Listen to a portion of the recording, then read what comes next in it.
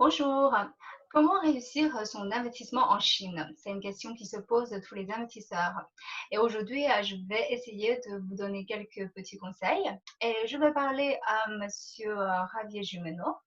Il a travaillé en Chine depuis plus de 20 ans déjà.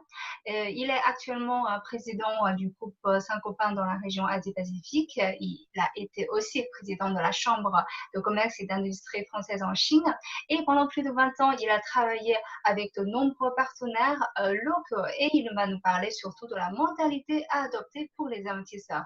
Alors, Monsieur Gemino, quelle est la mentalité à éviter pour les investisseurs, surtout quand ils investissent en Chine pour la première fois? Oui, je dirais tout d'abord qu'en général, ceux qui décident d'investir en Chine ont une attitude positive vis-à-vis du pays.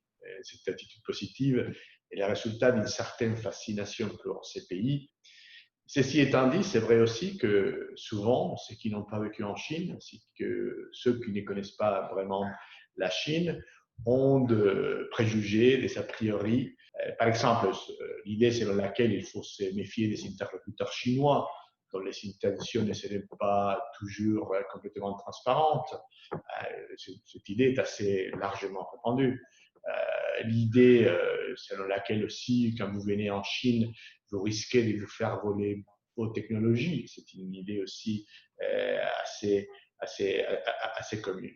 Et enfin, je constate souvent, parmi ceux qui ne connaissent pas la Chine et qui viennent pour la première fois pour investir dans ces pays, une certaine attitude d'arrogance, c'est-à-dire de penser que vos interlocuteurs chinois, sur le plan de l'expérience, sur le plan de la formation, sur le plan du professionnalisme, ne sont pas tout à fait à la hauteur de ce que l'on retrouve en Europe ou aux États-Unis.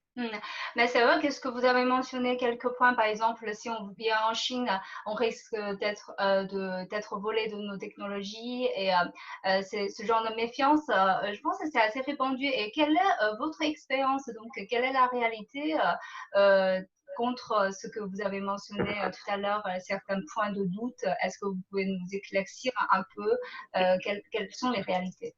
Écoutez, je pense qu'aujourd'hui, la Chine a fait des énormes progrès en termes de protection de la propriété intellectuelle et je me sens en parfaite sécurité dans ces pays de ce côté-là. Comme vous le savez, Saint-Gobain, l'entreprise pour laquelle je travaille, a investi dans son centre de recherche et développement il y a presque 20 ans. Et donc, on connaît vraiment les métiers de développer des nouvelles technologies, des nouveaux produits dans ces pays. Et en 20 ans, je n'ai jamais eu un seul cas de vol de technologie ou quoi que ce soit. Je pense qu'en effet, cette idée est répandue, elle est très commune. Et à un moment donné, elle correspondait à une certaine réalité des choses. C'est vrai qu'il y a 20 ans, la Chine n'avait pas déployé un système de protection de la propriété intellectuelle aussi puissant qu'aujourd'hui. Mais c'est vrai aussi que depuis 10 ans, la Chine a atteint des standards de protection qui sont équivalents au meilleur au monde. Donc, vous n'avez en Chine un risque supérieur de ce point de vue qu'ailleurs dans le monde.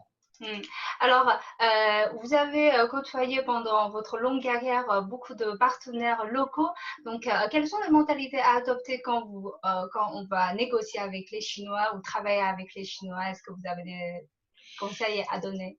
Oui, je pense qu'il faut aller avec un esprit positif, avec un esprit transparent, avec un esprit de confiance. En Chine, souvent, euh, il est beaucoup plus important la parole donnée que la signature d'un contrat.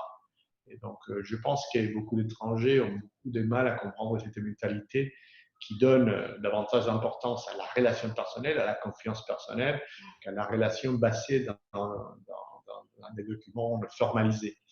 Donc, je crois qu'en Chine, il faut les affaires à la chinoise. Donc, il faut vraiment se mettre dans cet état d'esprit qui dit, voilà, j'ai confiance en vous, vous êtes mon partenaire, je vous traite comme un vrai partenaire. Et de ce point de vue, la moindre des choses, c'est de développer une relation de transparence complète et de confiance totale.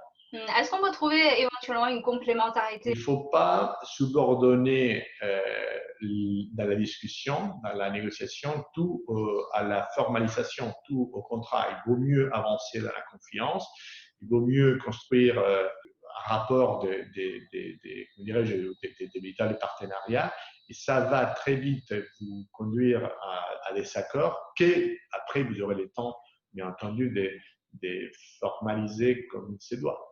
Normalement, on fait l'inverse, on essaye d'avoir les contrats parfaits, et en ayant les contrats parfaits, on pense qu'on va pouvoir développer une relation d'amitié, de confiance, etc. Non, c'est l'inverse.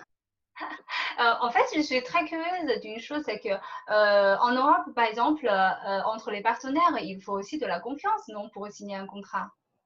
Oui, tout à fait, tout à fait. Mais vous savez, les problèmes, c'est que, encore une fois, j'ai parlé pour des étrangers qui viennent en Chine pour la première fois et qui n'ont pas l'habitude de traiter les Chinois et qui ne connaissent pas la mentalité, la culture du pays.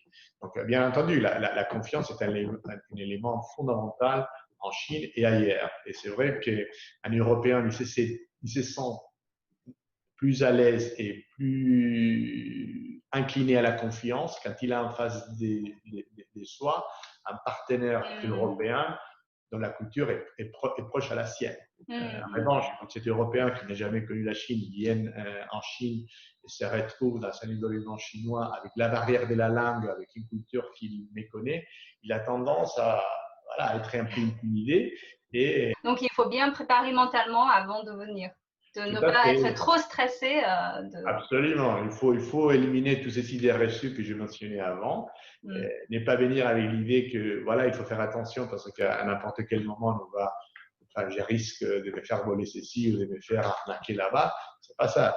Moi, ça fait, vous l'avez dit, pas mal d'années que j'ai travaillé en Chine.